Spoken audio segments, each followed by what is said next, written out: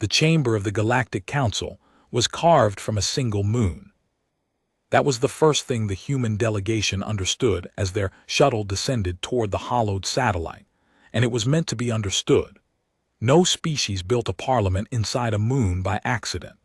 The conquered of ascended peoples had spent 9,000 years scooping out the interior of a dead world, polishing its inner shell until it gleamed like the inside of a pearl, and suspending in its center a ring of thrones that could seat 211 civilizations. 210 of those thrones were occupied. The 211th had never been filled, and the conquered intended to keep it that way. Kira Vale was 26 years old, and she had been sent to change their minds. She stood at the observation window of the shuttle with her hands folded behind her back, the way her instructors at the Envoy Academy had taught her to stand when she wanted to look calm and did not feel it. Below her, the moon's surface slid past, pockmarked and gray and enormous, and set into it were the docking spires of 100 alien fleets. Ships the size of cities. Ships that looked like coral, like frost, like the fossilized bones of things that had never breathed air. Humanity had come in a single vessel, a diplomatic cutter named the Meridian, and next to the armada gathered at the Council moon, it looked like a seed floating past a mountain range. "They're going to say no," said the man beside her. His name was Ambassador Toma Reyes, and he was old and tired, and he had spent 40 years of his life trying to get humanity a hearing before the conquered. He had earned the right to be bitter. Kira did not answer him, because she had read every transcript of every petition the conquered had ever rejected, and she knew that he was probably right. "They've said no for 2 centuries, Reyes went on quietly, as if talking to himself. "No when we first reached out. No when we cured the Veil plague on Kasser Prime and they thanked us and closed the door. No when we mediated the Threshold War and stopped a genocide that would have unmade 3 species. They took the peace and they took the cure and they took the maps we drew of the deep dark, and every time they said the same thing." He turned to look at her, and his eyes were kind, which was worse than if they had been angry. "You know what they say." "You are not ready," Kira said. "You are not ready," Reyes agreed. "You are too young.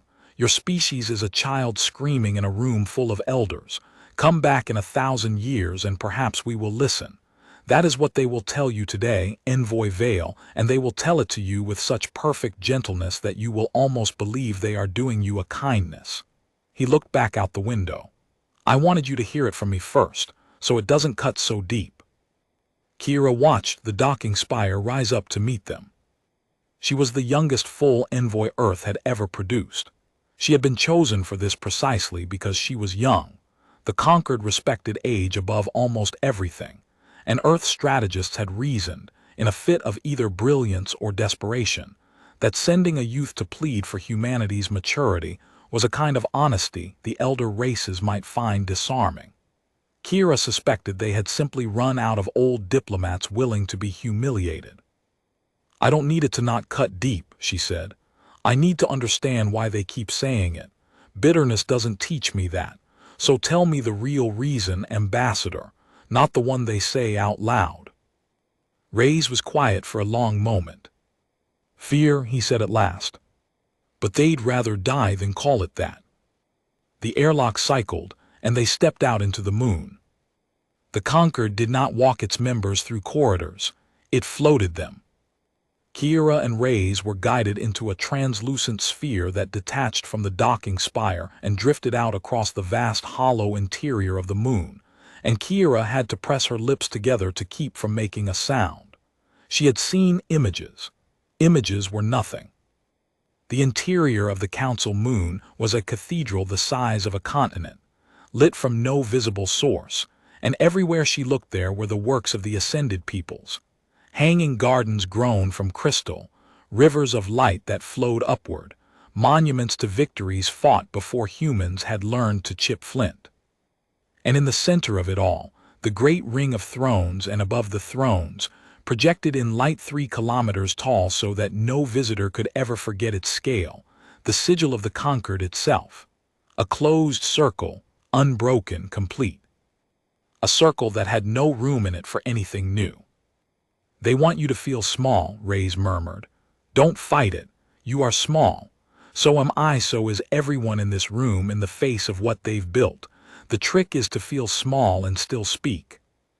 The sphere brought them to a platform at the center of the ring, a disk of pale stone barely 10 meters across, suspended in the middle of the hollow moon with 210 thrones curved around and above it like the walls of a well. Kira stepped out onto the platform. Reyes followed. The sphere drifted away, and they were alone in the center of the conquered of ascended peoples, 2 humans on a stone the size of a house, with the eyes of 210 civilizations upon them. The thrones were not all alike. Some held beings roughly humanoid, tall and silver-skinned. Some held creatures of gas and pressure sealed behind shimmering containment. Some held things Kira could not resolve into shapes at all, presences that her eyes slid off of, and she understood that these were species so old and so changed that they had left the constraints of ordinary matter behind. This was the audience. This was the jury. At the highest point of the ring sat the speaker.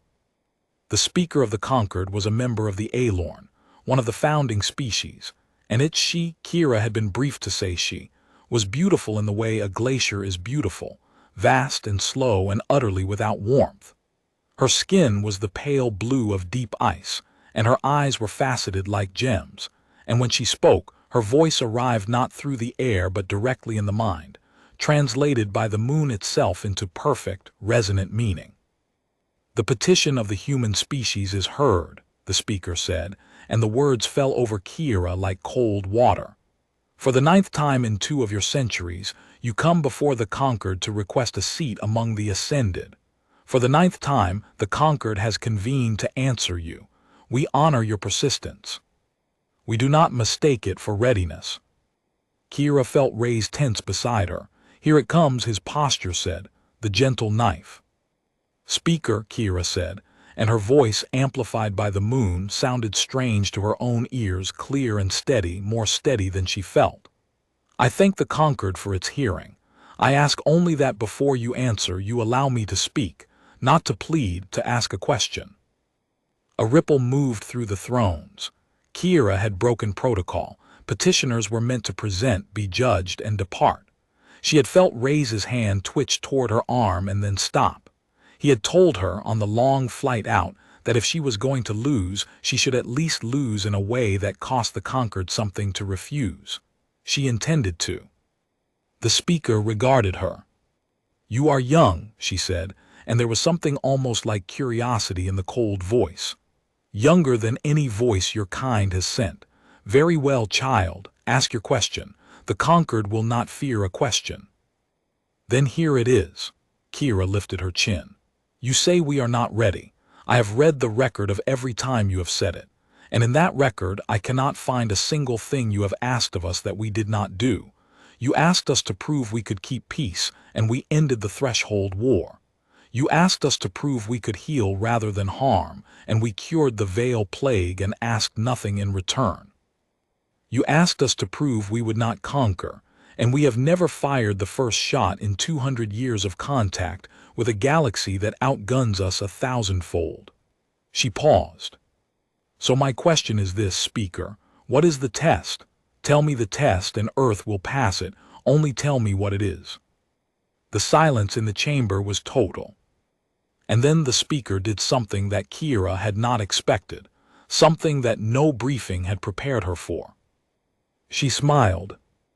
There is no test, child, the speaker said softly. That is what you have never understood. There is nothing you can do. There is nothing you can achieve or cure or build or sacrifice that will earn you a seat in this ring, because the seat was never yours to earn. She leaned forward on her throne of ice, and her faceted eyes caught the light of the hollow moon and threw it back in 100 cold fragments. Your kind is fast. We have watched you. In 200 years you have gone from silence to the stars. You learn faster than any species we have encountered. And that human is precisely why the door is closed to you, not despite it. A thing that grows that quickly cannot be trusted to grow wisely. You are a wildfire, and we are a forest that has stood for 1,000,000 years. We do not invite the fire in to warm ourselves. We build a wall, and we wait for it to burn itself out. Kira heard Ray's exhale slowly beside her, a long breath that carried 40 years of defeat in it. Then it was never about readiness, Kira said. It was never about readiness, the speaker agreed. It was about survival, ours. There was more said after that. There always was. The speaker, having delivered the truth, retreated back into the language of gentleness. As though the honesty had been a small indulgence, she now wished to wrap in courtesy. The conquered thanked humanity for its contributions. The conquered acknowledged Earth's remarkable achievements. The conquered regretted with the deepest respect that it could not extend a seat at this time, and encouraged the human species to continue its admirable development in the hope that one distant day, circumstances might change. It was a masterpiece of language, that speech. It said no while wearing the face of yes. Kira listened to all of it, and she understood that not one word of it was meant to be believed, and that the conquered did not care whether she believed it, because the conquered did not fear her, and a thing you do not fear you do not bother to convince. But it was in the last part of the audience that the mistake was made. It came from a throne low in the ring, near the platform. One of the younger members of the conquered, a species called the Vresh, who had held their seat for a mere 4,000 years and were said among the elder races to be impatient, ambitious, and eager to prove their standing. The Vresh delegate was a creature of chitin and long jointed limbs, and it did not speak into the mind the way the speaker did. It spoke aloud, through a vocalizer, in a voice like grinding stones, and it spoke because it wanted the humans to hear it directly. A seat is not the only thing this child came for, the Vresh said, and the chamber's attention shifted. The humans have petitioned 9 times. 9 times we refuse, and yet each time they leave with more than they came with. Maps of the deep dark, contacts, knowledge of our worlds, our roots, our defenses. I say the human problem is not that we have failed to admit them. The Vresh's forelimbs clicked together, a sound like a lock closing. It is that we have been too generous in our refusals. We give them our doorstep, and act surprised they learn the shape of the door. What do you propose? The speaker asked, and there was a weariness in it, as though she already knew and already disapproved and would allow it anyway. That we stop treating them as guests to be turned away politely, the Vresh said, and begin treating them as what they are, a hazard to be contained. Its eyes, cluster of black beads, swiveled toward Kira. Let this be the last petition. Let us close the deep dark to human ships. Let us revoke the trade contacts. Let us blind them and pen them within their own small sky, and let their wildfire burn itself out where it can harm no one but themselves. That is my proposal, speaker. Mercy for us. And for them. The vocalizer ground out something that might have been a laugh, the fate they have always deserved, to be left alone in the dark and forgotten. Kira Vale stood very still on the platform at the center of the moon. She did not know, yet, everything that this decision would set in motion. She did not know that the conquered would vote, that very session, to strip Earth of its deep dark charts and its trade routes and its fragile foothold in the wider galaxy.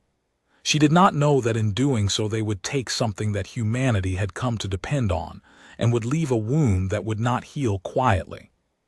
She did not know that the speaker, watching her, would remember this moment for the rest of a very long life, and would come to understand it as the exact instant the conquered made its greatest mistake.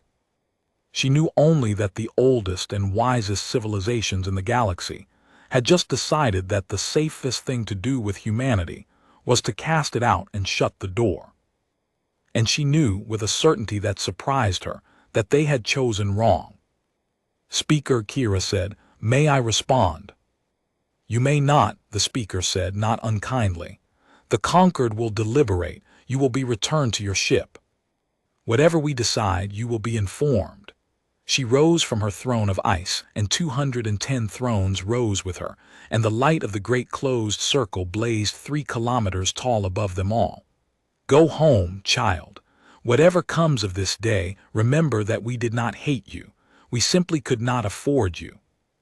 The sphere came for them then and carried them away from the platform, back across the impossible hollow of the moon, and Kira watched the ring of thrones shrink behind her until it was a bright small thing, a closed circle, complete and cold, and she thought, "You could not afford us. Let us see, then, what you have paid for." She did not say it aloud. She was young, but she was not a fool. She had learned in the Envoy Academy that the most dangerous words are the ones you keep, and she kept those. But she kept them. The vote took 4 hours. The humans were not permitted to witness it.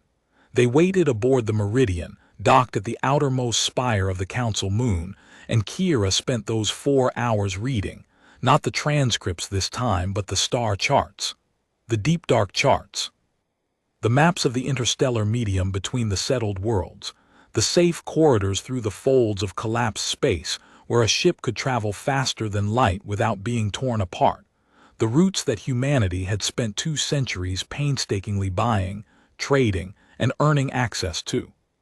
Those charts were the reason Earth had a presence in the galaxy at all. Without them, a human ship venturing beyond the local cluster would be a blind thing groping through a minefield, one wrong fold away from being scattered across 1,000 light-years as a fine red mist.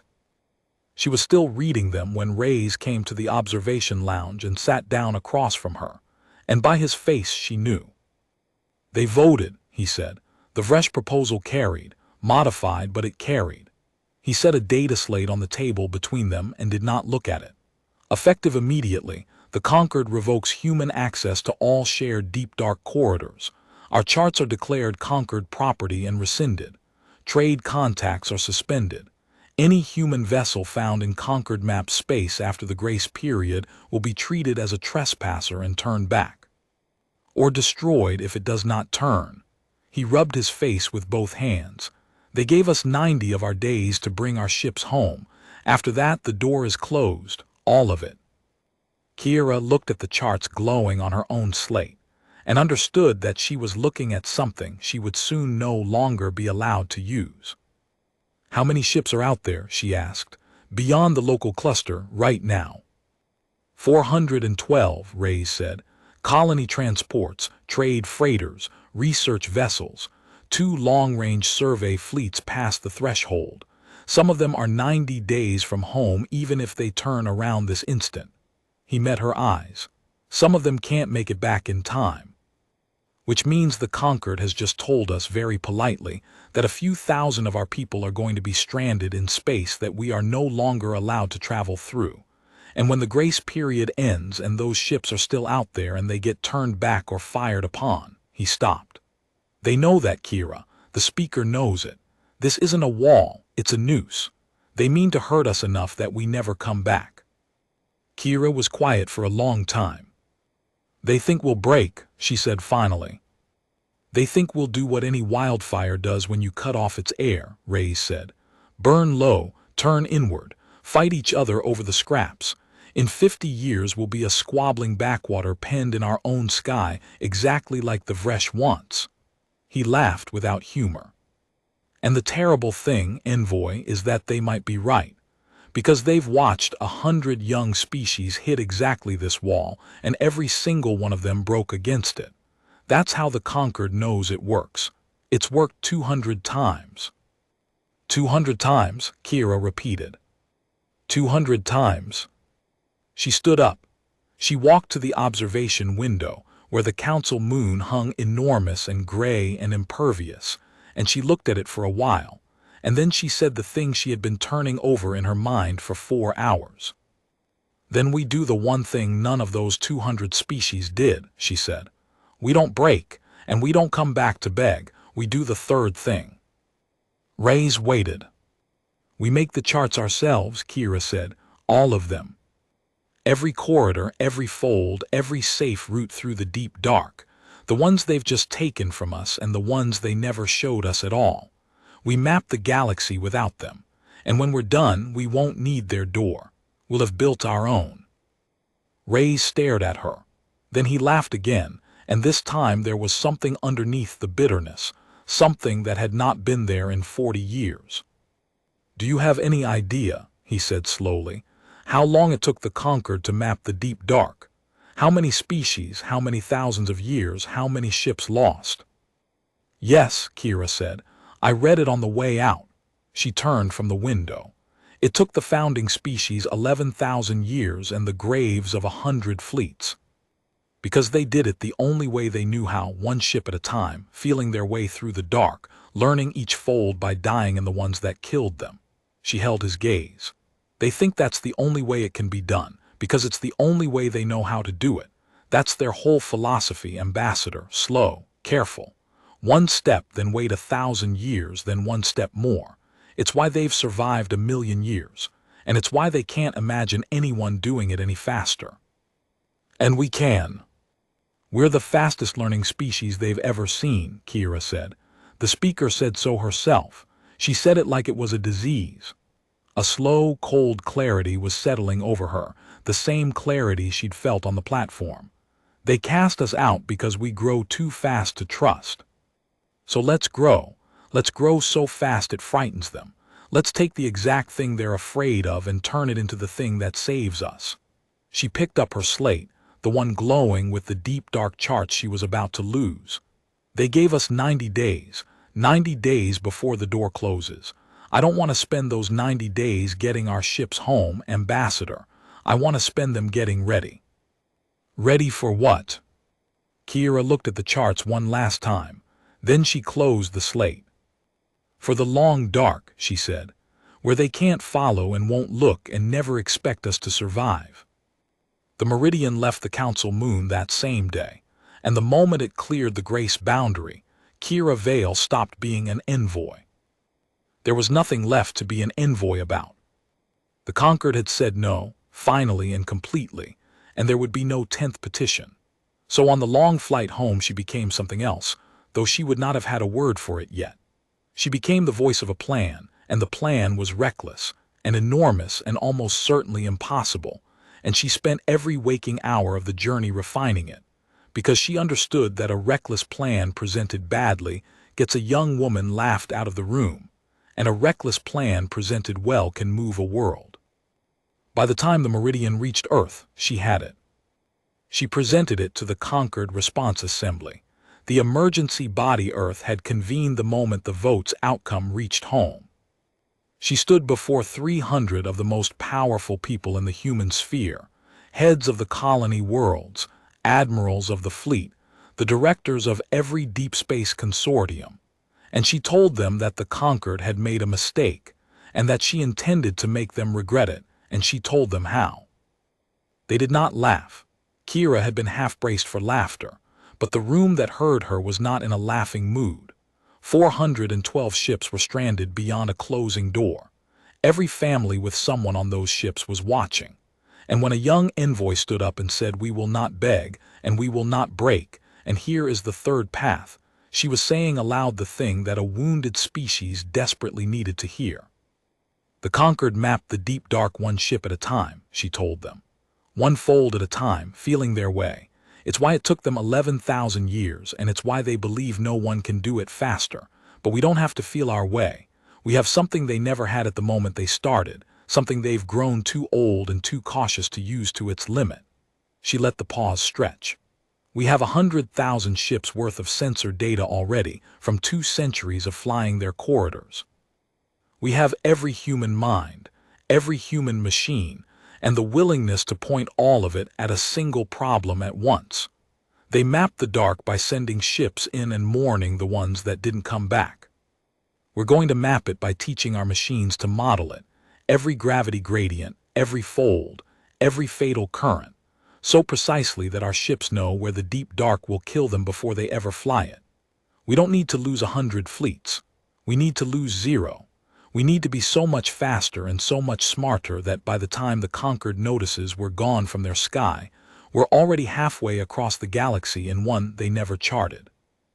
And the stranded ships, an admiral asked. The 412, they can't wait for a decades-long mapping project. They have weeks. They won't have to wait, Kira said. They're going to be the first data.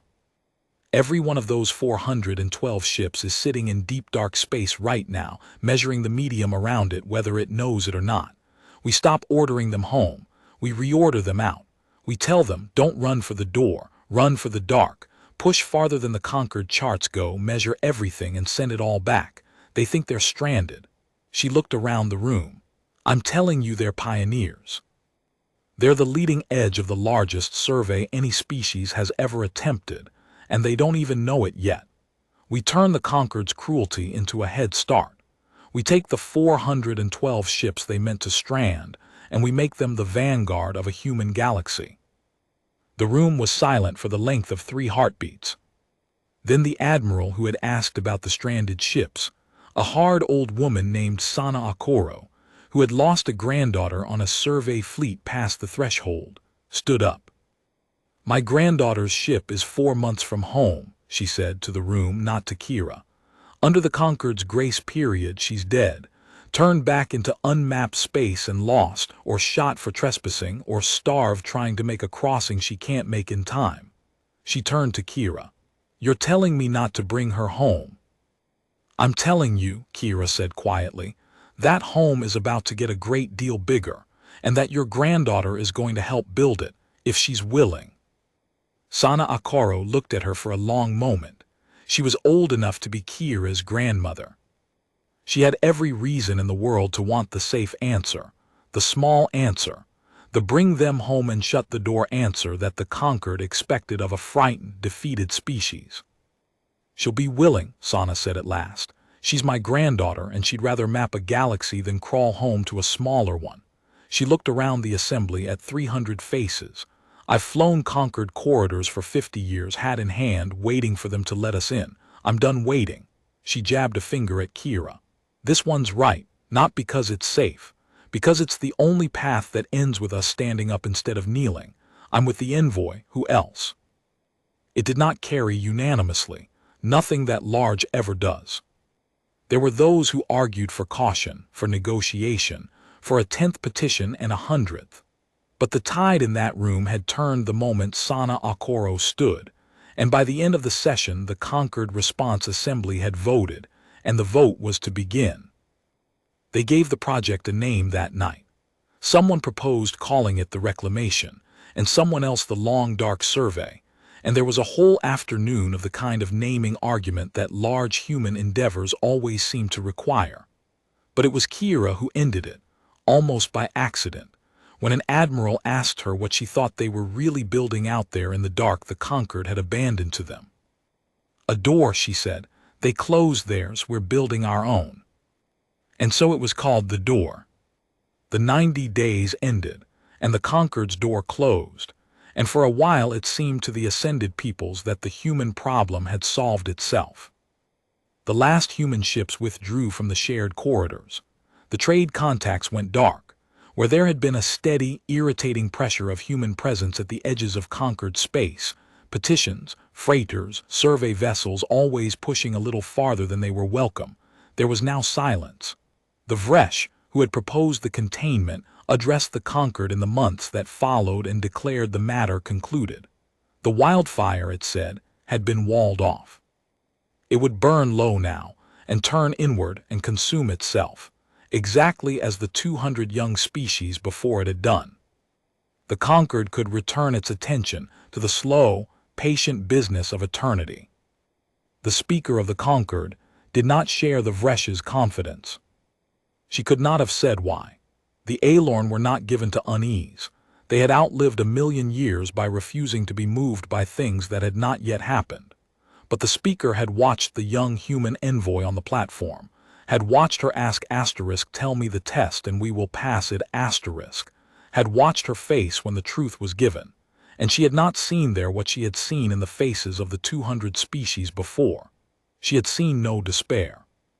She had seen a young creature filing the truth away, the way a strategist files an enemy's disposition, and it had troubled the speaker in a way she could not name and did not mention to the Conquered, because the Conquered did not fear the humans, and a speaker who admitted fear would not remain speaker for long. So she said nothing, and she watched the silence where the humans had been, and she waited. Meanwhile, in that silence, Earth built the door. Kira Vale did not build it alone, of course. No one builds a galaxy alone. But it was her plan, and it had her shape, and in the years that followed she became something Earth had not had before and did not entirely know what to do with. A young woman who was not a general and not a president and not a scientist, but who had somehow become the person the whole enormous effort turned to look at when it needed to remember why it was bleeding itself dry in the dark. The work was brutal. The first phase was the 412. Kira had promised the assembly that the stranded ships would become the vanguard, and now she had to make it true, and the truth was harder than the promise. Ships pushed outward into space no chart had ever touched. Some of them found safe folds and reported back, and the data flowed home and was fed into the great modeling engines that Earth had turned, in their entirety, to the single problem of predicting the deep dark. And some of them did not report back. Some of them pushed into a fold that the models had not yet learned to predict, and the deep dark took them the way it had taken the Conquered's fleets 11,000 years before, and they were gone, scattered across the light years, and Kira read every one of their names. She read them because she had decided early that she would not be the kind of leader who let the names blur. The Conquered had mapped the dark on a foundation of unmourned dead, fleets sent in, fleets lost, the losses treated as the cost of doing business over 11,000 years until the numbers stopped meaning anything. Kira had watched the speaker describe those graves without a flicker, as a proof of how carefully the Conquered did things, and she had thought, that is what 1,000,000 years does to you. It makes the dying into a statistic. She would not let Earth become that. So she read the names, all of them, and when Sana Akoro's granddaughter, a survey pilot named Ife Akoro, 23 years old, 4 months from a home she would now never simply return to, pushed her ship past the edge of the Conquered charts and into the true dark, and asterisk survived, and sent back the first clean crossing of a fold no other species had ever mapped. Kira read that name too, and she made sure the whole human sphere read it with her. Because that was the other half of the plan, the half Kira had not spoken aloud in the assembly because she had not fully understood it yet herself. The door was not only a machine, it was a story. A species that had just been cast out and humiliated and told it was a disease could very easily have believed it. Could very easily have turned inward and small and bitter, exactly as the Conquered predicted. The thing that kept Earth from breaking was not the modeling engines and not the survey ships. It was the story that a young envoy started telling and 100,000 others took up. The story that said we were not too small, they were too afraid. The story that turned every name Kira read, every pilot lost and every fold crossed, into a line in an epic that Earth was writing about itself, in real time in the dark. Ife Akoro's crossing changed the models. The data from a single clean transit of an unknown fold fed into engines that had by then absorbed 2 centuries of human flight, and the desperate reports of 400 stranded ships taught the machine something new about how the deep dark folded and unfolded, and the next crossing was safer, and the one after that safer still, and the rate of loss began slowly to fall. Then to fall faster. The models were learning. And because they were human models, and humans had built them to be shared, every ship in the human sphere learned what every other ship learned, instantly, all at once, which was the one thing the Conquered's 11,000-year method could never do. The Conquered had mapped the dark one grieving fleet at a time. Earth mapped it as a single mind with 100,000 eyes, and every eye that opened made all the others sharper. In the first year, Earth mapped more new deep dark corridors than the Conquered had charted in its first 500. Kira did not tell the Conquered this. No one did. That was the discipline the whole effort held to, the discipline that a wounded and frightened species should not have been able to hold and held anyway, silence. The Conquered had shut the door and turned away, expecting to hear the sounds of a fire burning itself out. So Earth made sure that was all they heard. The human corridors ran in the true dark, far from conquered map space, invisible. The survey fleets pushed outward into a galaxy the ascended peoples had never bothered to chart, because it lay in directions they had no reason to go. And to any conquered instrument that happened to glance toward the human sphere, Earth looked exactly like what the Vresh had promised. A small, quiet, penned-in thing, growing smaller and quieter every year. It was the opposite of true. Behind the silence, Earth was exploding outward in every direction the conquered wasn't looking. In the 4th year, they lost the first colony they had not planned to found. That was how Kira always thought of it afterward, the first unplanned colony, because it captured the strangeness of what the door had become. Earth had set out to map corridors so its stranded ships could survive, and its survey fleets could explore. But a species that can suddenly travel safely through 100,000 light-years of previously lethal space does not simply explore it. It settles it. The survey crews found worlds, empty, green, impossible worlds in the deep dark that the conquered had never reached because the conquered had never had a reason to fly in directions that led nowhere the conquered cared about. And the crews, many of them the descendants and shipmates of the original stranded 412, did not want to come home. Home had cast them out. Home had shrunk. Out here in the dark was a whole galaxy with the lights off and no one in it. And the humans, who had been told they were penned in a small sky, discovered that the sky was only small in the one direction the conquered guarded, and infinite in every other. So they lost a colony to the dark, in the sense that a colony grew where none had been planned, and then another, and then Kira stopped being able to count them, and understood that this was the point. This had always been the point, though she had not known it when she stood on the platform and thought, "Let us see what you have paid for." The conquered had cast humanity out to make it small. Instead, they had accidentally handed a fast-growing species the one thing that could make it enormous, a reason to grow in every direction at once, and a galaxy with no one in it to say no. HFY founded one of those colonies.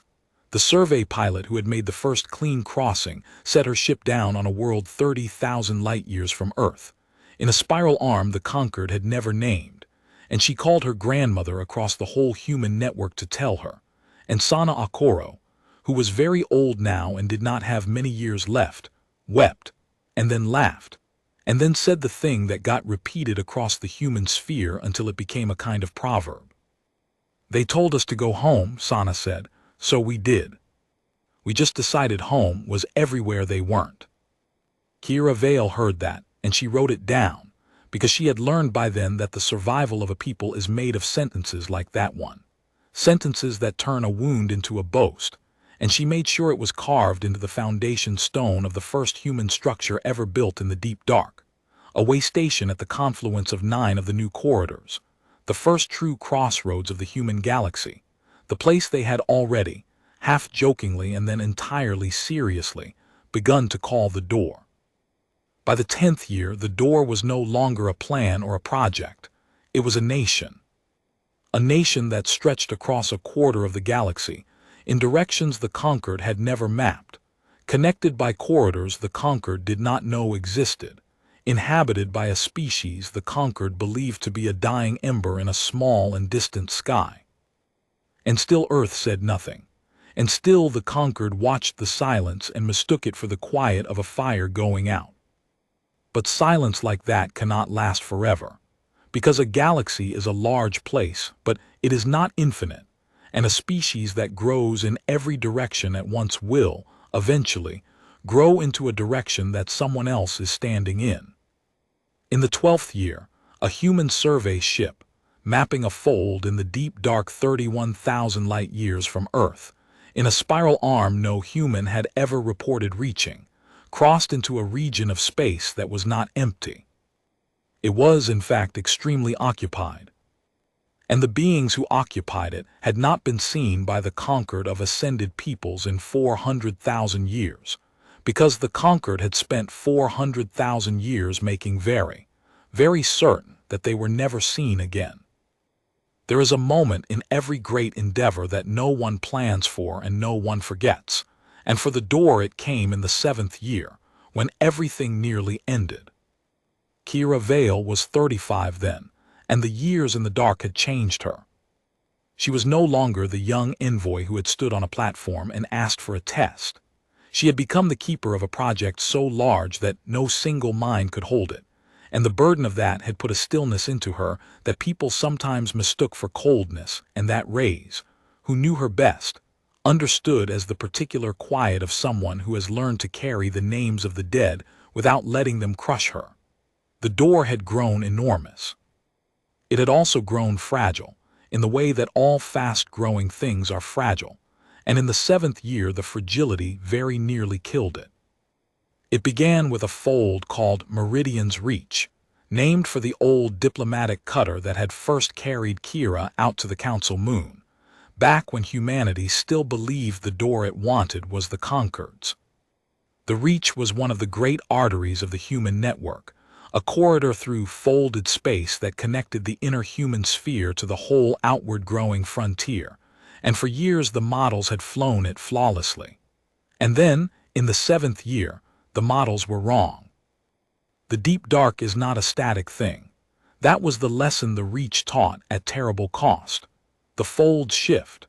The gravity gradients that make a corridor safe are the product of the slow dance of distant masses, and over years those masses move, and a fold that has been safe for a decade can, without warning, become a blade.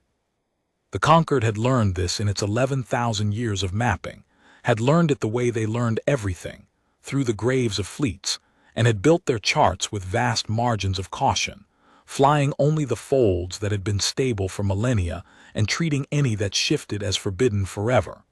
It was one more reason the Concord was slow.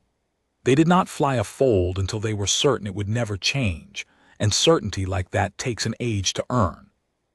Earth had not had an age. Earth had had 12 years and a closing door, and so Earth had flown folds the Concord would have quarantined, trusting the models to catch the changes in time. And in the 7th year, over Meridian's Reach, the models did not catch it in time. 9 ships were in the corridor when it turned.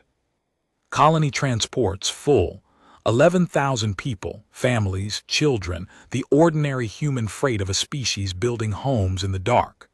The fold shifted, and the models registered it, and the warning went out, and it went out 4 minutes too late. 4 minutes. Across the whole human network, in the great shared mind that saw everything at once, everyone watched the same 4 minutes, and everyone understood what they meant, and there was nothing anyone could do, because you cannot pull a ship out of a collapsing fold any more than you can pull a swimmer out of the moment a wave breaks. 11,000 people. Kira read all their names. It took her 3 days. She did not delegate it, and she did not skip a single one, and when she was done she did not sleep, and Rays found her in the way station at the confluence of 9 corridors, in the place they called the door, staring at the star that Meridian's Reach had run toward, and he sat with her and said nothing, because there was nothing to say, and after a long time Kira spoke. "They were right," she said. Her voice was very flat. "The Concord, this is what they meant. This is exactly what they meant.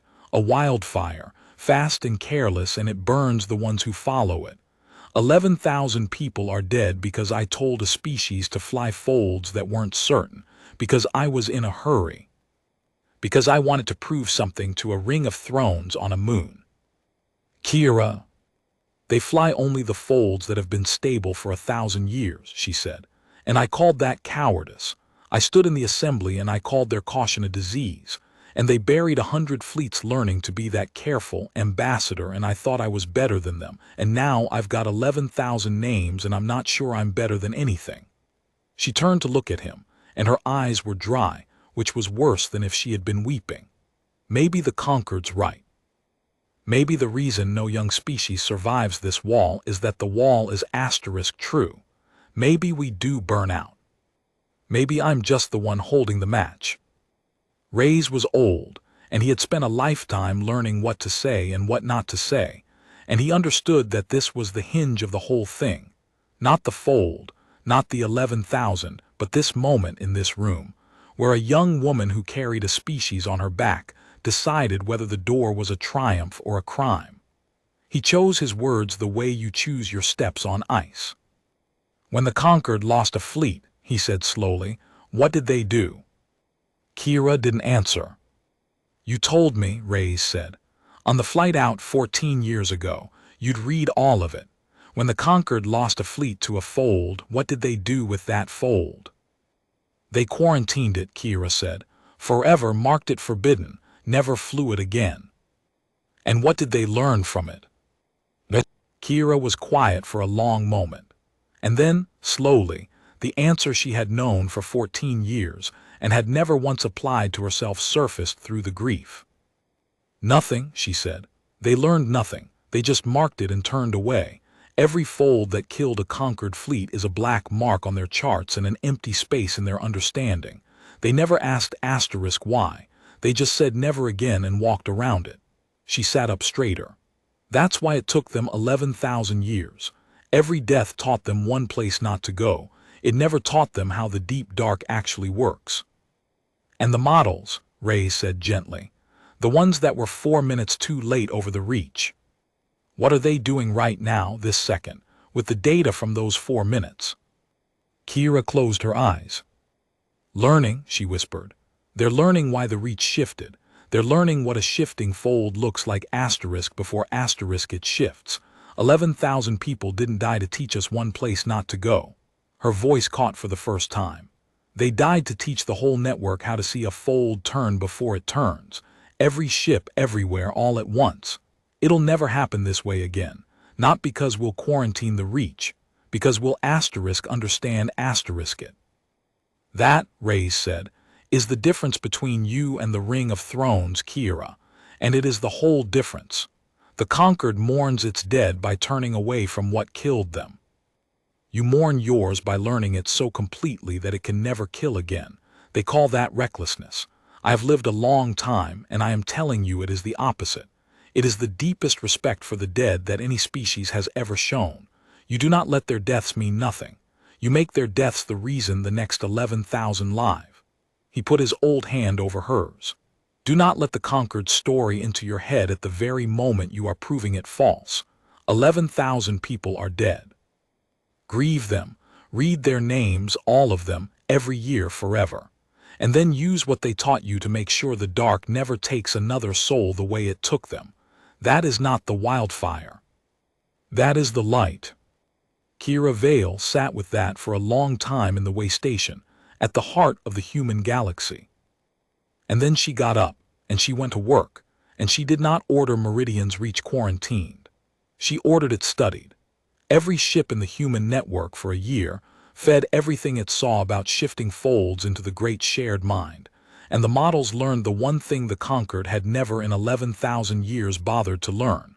Not merely where the deep dark was fatal, but why asterisk and when asterisk, and how to see it coming. By the 8th year, the human models could predict a fold's shift days before it happened. By the 9th, the great arteries of the human network were safer than the most cautious of the conquered's 1,000-year stable corridors. Not because the humans had grown timid, but because they had grown to understand the dark better than the beings who had spent 1,000,000 years being afraid of it. The conquered flew the folds that never changed, and called that wisdom and knew nothing. Earth flew the folds that changed, and learned to read the changing, and came to know the deep dark the way you know a language you dream in. And that was the 7th year, the year the door nearly died and instead became unbreakable, and it was the year Kira Vale stopped fearing that the conquered might be right about her people. Because she had watched a species take the worst wound it had ever suffered and turn it, within a year, not into caution but into comprehension. She had watched 11,000 deaths become knowledge instead of a black mark on a chart. And she understood, finally, what the conquered had never understood and never could, that the thing the ascended peoples had feared as recklessness was in fact the exact opposite. It was the refusal to let any death be wasted. It was grief with a memory and a purpose. It was the reason a species that grew fast did not have to grow foolish. She thought about the speaker on her throne of ice, describing the graves of 100 fleets without a flicker, holding them up as proof of how carefully the conquered did things. And she thought, you called those graves wisdom. You buried 100 fleets and learned only where not to go. We buried 11,000 and learned how the universe works. That is the difference between us, speaker, and it is the difference you will never see, because to see it you would have to grieve, and you forgot how to grieve 1,000,000 years ago, and that is why you are old and we are not. She never said it to the speaker, but she carried it, the way she had learned to carry the things worth keeping. And when, years later, the Farwender crossed into the space that was not empty and found the prison of the kept, it was the 7th year's knowledge that opened it, the hard-won understanding of folded space that 11,000 people had died to teach, the comprehension the conquered's fear had never let it earn. The prison of the kept had been built to fold space so perfectly that nothing could leave and nothing could find it. And it had held for 400,000 years against a galaxy full of species who flew only the folds that never changed. But it had never been built to hold against a species that had learned to read the changing itself, because such a species had never existed, because the conquered had spent 400,000 years making sure it never would. They made one, though. In the end, the conquered made exactly the species that could undo their oldest crime. They made it by casting a young and fast and grieving people into the dark and telling it to burn out. And instead the people learned the dark so thoroughly that no wall built of folded space could ever hold anything from them again. That was the true shape of the conquered's mistake, the shape underneath all the others. They had built their whole civilization on the certainty that the deep dark could only ever be mastered slowly, through fear, one grave at a time. And they had cast out the one species stubborn enough to master it another way, through grief that learned, through speed that shared, through 11,000 names read aloud and turned into light. They had been so certain the dark could not be truly known, that they had never imagined what a people who truly knew it might find in the places they had hidden their sins. Kira Vale found it, and when she stood again on the platform at the center of the hollowed moon and told the speaker of the conquered, "We don't need a seat at your table, we built a bigger one," she was not boasting. She was simply reporting the result of an experiment the conquered itself had begun, 14 years before, when a ring of thrones looked at a young human and decided the safest thing to do was slam the door. It was the safest thing. That was the joke at the heart of it, the joke Kira laughed at sometimes in the long, quiet years afterward. Slamming the door really had been the safest thing the conquered could do, for a galaxy in which humanity stayed small. They just could not imagine, with all their 1,000,000 years, a galaxy in which it didn't. And so they took the one action guaranteed to make the thing they feared come true, and they called it wisdom, and they went back to sleep in their hollowed moon, and they did not wake up until a woman they had cast out came back at the head of a fleet that appeared from a dozen directions they had never thought to watch, to tell them, gently, that the age of the closed circle was over. The survey ship was called the Farwender, and its pilot was a woman named HFY. She had never stopped flying. In the 12 years since her first clean crossing, she had mapped more of the deep dark than any human alive, pushing always outward, always into the arms of the galaxy no one had touched, and she had earned a reputation across the human sphere as the pilot who went where the models had not yet learned to go and came back to teach them. It was fitting, though no one planned it, that it was HFY who found the thing in the dark. The one who had been the first data of the door was the one who found what the door had been built, without anyone knowing it, to find. She came out of a fold 31,000 light-years from Earth, into a region her instruments had flagged as empty, and it was not empty. There was a structure ahead of her. It was the size of a small moon, and it was ancient beyond anything HFY had ever seen, older than the conquered, older than the hollowed council world, a vast dark shape hanging in space that her ship's models could not classify because there was nothing in 2 centuries of human data or the borrowed remnants of conquered charts that resembled it. It was not a ship. It was not a station. It was a prison. Ife did not know that yet. She knew only that it was old and that it was watching her, and that the moment her ship crossed into its space, something ancient inside it woke up.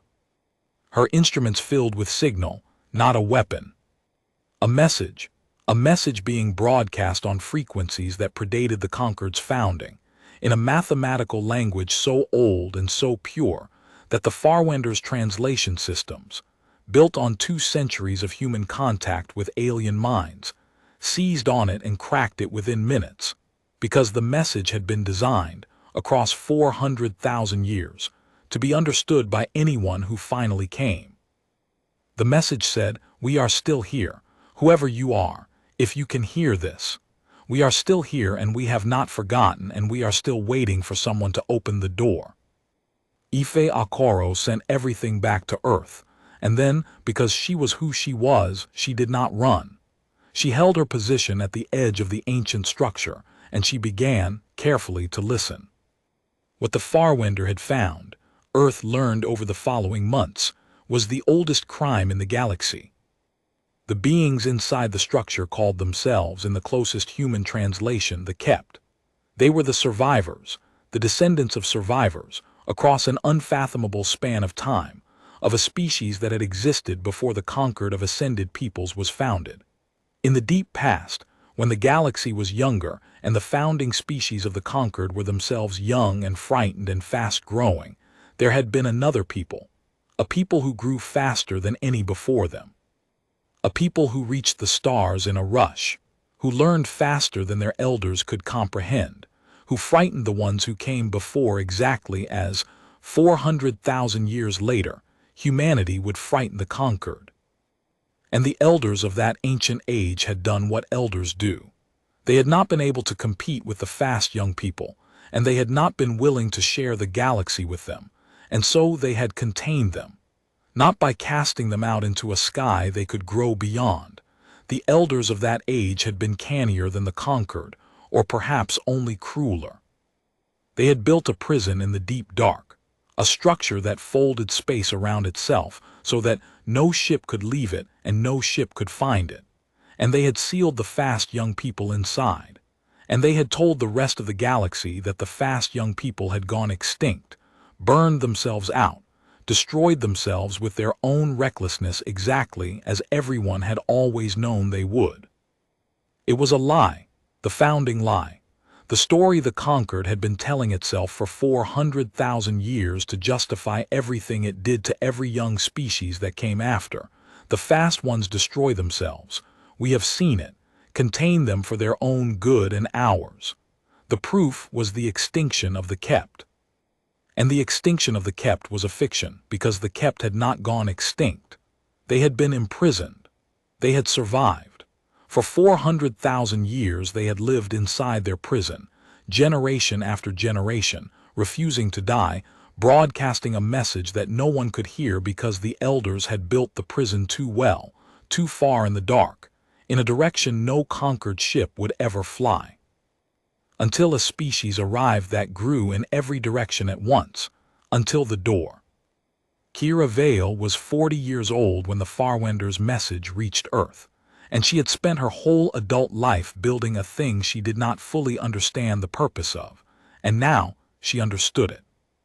She sat in the way station at the confluence of 9 corridors, the crossroads they called the door, and she read Ife Akoro's report.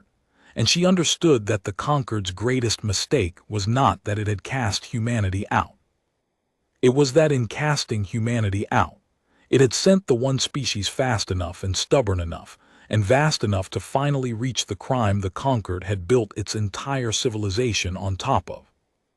They didn't just wall us off, she said to Reyes, who was very old now and had lived to see this, which Kira counted among the mercies of her life.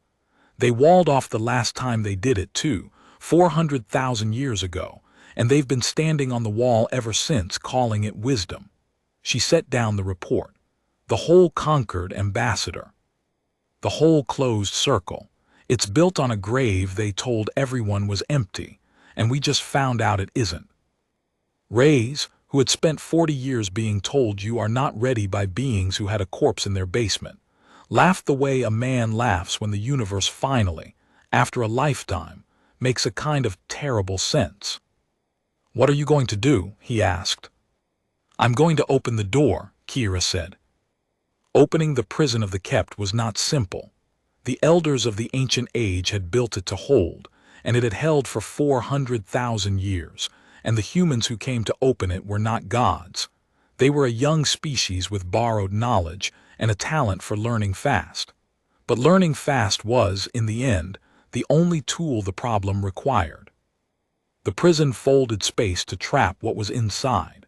The humans had spent 12 years learning to model folded space more precisely than any species in the history of the galaxy, because their survival had depended on it, because the conquered had forced them to. The very skill the conquered had tried to strangle in its cradle was the exact skill needed to unmake the conquered's founding crime. It took 2 years. It took HFY and the survey fleets and the modeling engines and every trick Earth had learned in the dark. And at the end of it, on a day that the human sphere would mark forever after, the prison of the kept came apart, fold by fold, and for the first time in 400,000 years, a people who had been declared extinct looked out at open stars. They were not what anyone expected. 400,000 years in a prison had not made them monsters, and it had not made them broken. It had made them patient, patient in a way that made even the conquered's million-year slowness look like the fidgeting of children. They emerged calm and curious and grateful in a grave and ancient way, and the first thing they wanted to know was not revenge. It was the simplest question in the galaxy, the same question a young human envoy had once asked a ring of thrones. "Who are you?" the eldest of the kept asked HFY, through the translation systems, who finally came. And Ife, who had made the first crossing and now stood at the last, gave the answer that traveled back across 31,000 light-years and a quarter of the galaxy to Earth, and from Earth in time to the conquered itself. "We're the ones they cast out," she said. "Same as you, we just got out first." The conquered learned the truth all at once, and it could not stop it, and that was the thing that finally broke the closed circle. They could not stop it. For 400,000 years the conquered had controlled the story. It had controlled the charts, the corridors, the seat at the table, the very definition of what it meant to be real in the galaxy. A species that was not in the conquered's records did not exist. A history the conquered did not tell had not happened. That control was the conquered's true power, greater than its fleets, greater than its hollowed moon. And that control depended absolutely on the conquered being the only ones who could travel the deep dark, the only ones who could reach the far places, the only ones who could see. Earth had ended that. In 12 years, in silence, a species the conquered believed to be a dying ember had built a network of corridors across a quarter of the galaxy. In every direction the conquered did not guard, and had woven those corridors into a nation of 100 million eyes that all saw at once, and all shared what they saw instantly. When the kept walked free, the news did not travel the way news had always traveled in the conquered's galaxy, slowly, through official channels, filtered and shaped by the ones in the Ring of Thrones. It traveled the human way. It went everywhere at once. It reached the 210-member species of the conquered not as a rumor to be managed, but as a fact already known, already witnessed, already understood by every mind connected to the door, which was, by then, a great many minds, because the corridors the humans had built did not stop at human borders. They had begun, quietly, to reach the younger species of the conquered too, the ones who had held their seats for only 4,000 or 5,000 years, the ones who had never quite believed the founding lie. The Vresh, who had proposed the containment, learned that the extinction they had cited as proof of the humans' inevitable fate was a mass grave. They learned it the same instant their own citizens learned it. There was no managing that. There was no gentle language that could wrap it. And the speaker of the conquered, who had watched a young envoy on a platform 12 years before, and felt an unease she could not name, sat on her throne of ice in the center of the hollowed moon, beneath the great sigil of the closed and unbroken circle, and understood at last what the unease had been. It had not been fear of the humans. It had been recognition. She had looked at Kira Vale asking, "Tell me the test and we will pass it," and some part of the speaker, older than the conquered, older than the founding lie, had recognized the face of the last species that had asked that question, and remembered, in a place she had spent 400,000 years not looking, what the conquered had done with the answer. They summoned Kira Vale back to the council moon. It was the first time in 14 years that the conquered had asked anything of humanity, and the asking was itself a kind of confession, because the conquered did not summon. The conquered permitted itself to be petitioned. But the galaxy had changed. The younger species were asking questions the elders could not answer. The kept were free and were telling their 400,000-year story to anyone who would listen, and everyone would listen, because the humans had built the corridors that let the story travel. And in the middle of it all stood a woman who had once been a young envoy sent to beg for a seat, and who was now the closest thing the fastest-growing power in the galaxy had to a voice. So the conquered summoned her, and Kira went, but she did not go alone, and she did not go in a single small cutter past an armada that dwarfed it. She came to the council moon at the head of a fleet. Not a war fleet.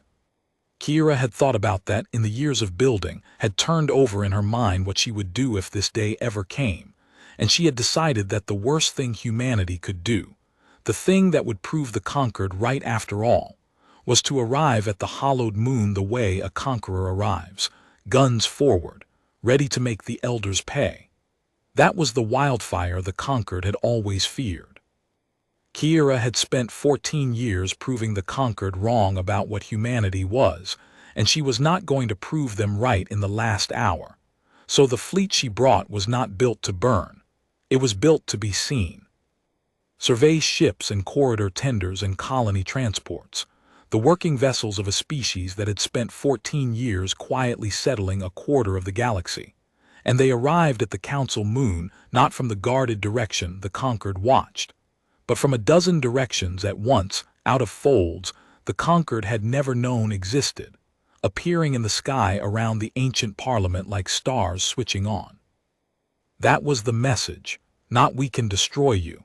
The message was "we are already everywhere and you never saw us come." The sphere carried her into the hollow moon, across the cathedral vastness she remembered, and set her down on the same platform at the center of the ring where she had stood 14 years before, a young envoy on a stone the size of a house. She was not young now. She was 42, and she had read 10,000 names of the dead, and she had built a door across a galaxy, and when she stepped out onto the platform beneath the great closed circle 3 kilometers tall, she did not feel small. The 210 thrones were full, and she saw at once that something had changed in the ring, because the thrones of the younger species, the Vresh among them, were no longer arranged as a solid wall. There were gaps in the closed circle now. Some of the younger members had not come. Some had sent word through the human corridors that they no longer recognized a conquered built on a grave. The unbroken circle was broken, and everyone in the chamber knew it, and the sigil above them, blazing its ancient lie of completeness, had never looked more hollow. At the highest point sat the speaker on her throne of ice, unchanged, eternal, and old. "Envoy Vale," the speaker said, and her voice arrived in Kira's mind the way it had before, but it was different now. There was something in it that had not been there 14 years ago. "You came." "You asked," Kira said. "That's new." A ripple moved through the thrones, but the speaker did not react to the impertinence. She looked at Kira for a long moment with her faceted eyes, and then she said the thing that no member of the conquered of ascended peoples had said aloud in 400,000 years. "We were wrong." The chamber went utterly silent. "When you stood here before," the speaker said, "I told you there was no test. I told you the seat could never be yours because your kind grew too fast to be trusted, and a thing that grows that fast cannot grow wisely. I told you we could not afford you." She leaned forward on the ice. "I have had 14 years to watch what you did with the sentence I passed on you. You were cast into the dark, blinded, penned, and told to burn yourselves out. And instead of burning, you mapped the fire. You turned the exact thing I called a disease, your speed, into the only tool in the galaxy that could reach a place we spent 400,000 years hiding. You freed the kept. You showed the galaxy the grave the conquered is built upon. And you did all of it, human, without firing a single shot." The speaker's voice was very quiet now. "That is not the wildfire I feared. A wildfire cannot do what you have done. Only a mind can. Only a wise mind.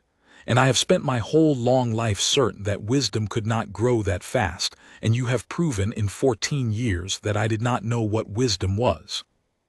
Kira stood on the platform and let the words settle.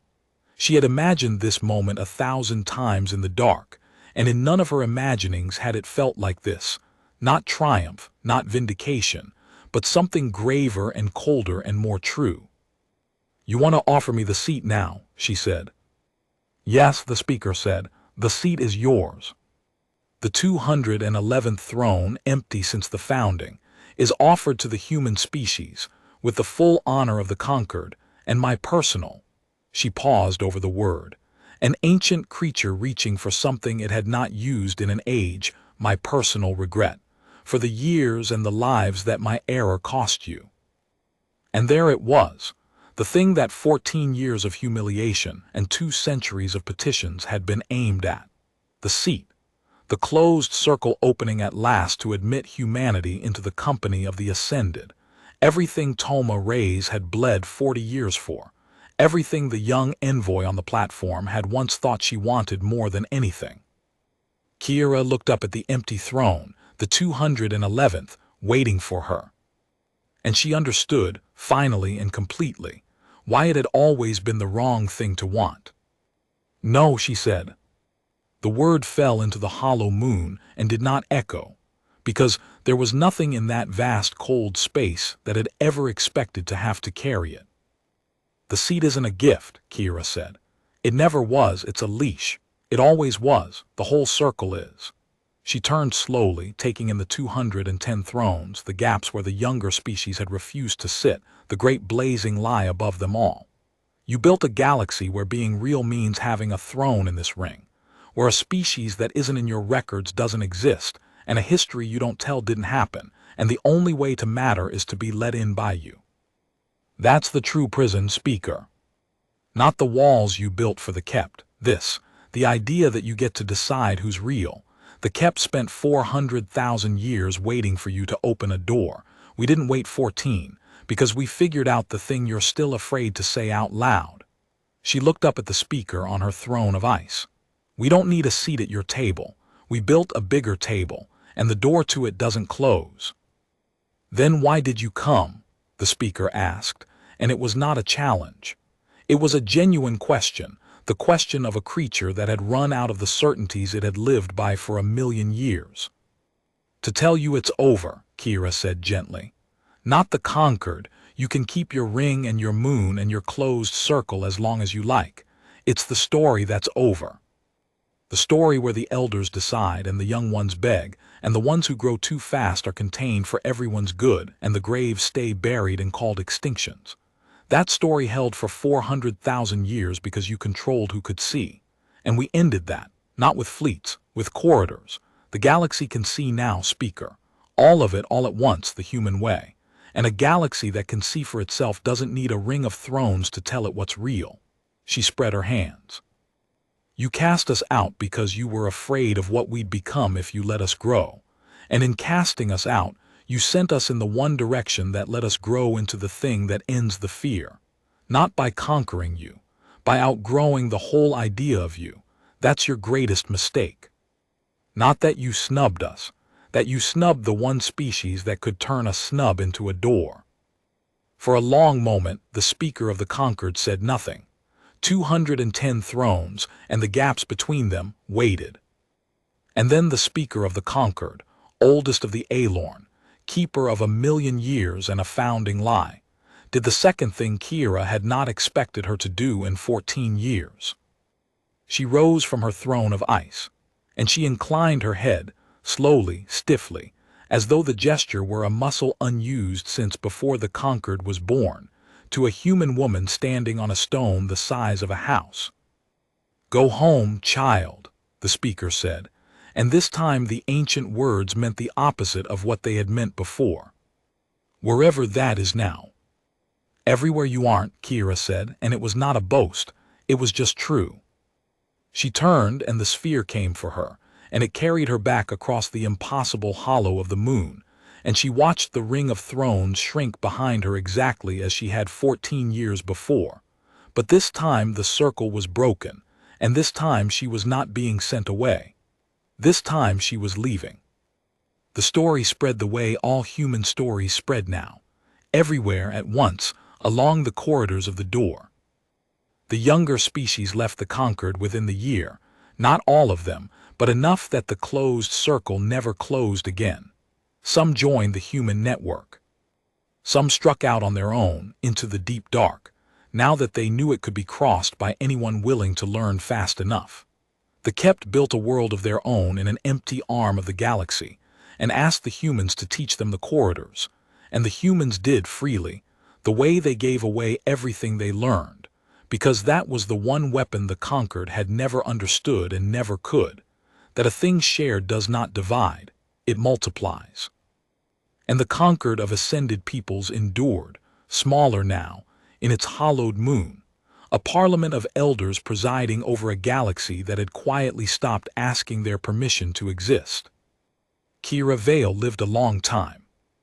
Long enough to see the corridors reach the far rim, long enough to see Ife Akoro's grandchildren fly folds that would have killed a conquered fleet, long enough to grow old in a galaxy that a young envoy had once been told humanity would never be allowed to touch. When she was very old, someone asked her, a child, a student, one of the countless young humans who had grown up in a galaxy with the lights on, whether she had ever regretted saying no to the seat. Whether it had been worth it, to turn down the thing her whole species had begged for across 2 centuries. Kira thought about the platform, and the ring of thrones, and the great closed circle blazing its lie 3 kilometers tall, and the moment she had understood that the door she wanted was not the one they were offering. "They denied us a seat at their table," she said, "because they were sure we'd never be worth one, and they were right about one thing in the end. We weren't." She smiled, the way you smile at the far side of a very long road. "We were worth more than the whole table. It just took getting cast out to find that out. If they'd let us in, we'd have spent forever grateful for a chair in someone else's house, and we'd never have built our own." She looked out the window at a sky full of human stars in directions the conquered had never dared to look. "The worst thing they ever did to us was slam the door, and it was the best thing that ever happened to us. Those are the same sentence, child. Remember that. Sometimes the door they close in your face is the only wall you'd never have found the strength to climb." She was quiet a while. "They thought they were containing a fire," she said at last. "They forgot what fire does when you give it the whole dark to run in. It doesn't burn out." "It becomes the light," the child said. "It becomes the light," Kira agreed. "Now go on, there's a galaxy out there, somebody has to go see it." And the child went. Because there was, and somebody did, and the door that a young envoy had built out of a snub and a stubborn refusal to break stood open behind her, and it never, in all the long ages after, closed again.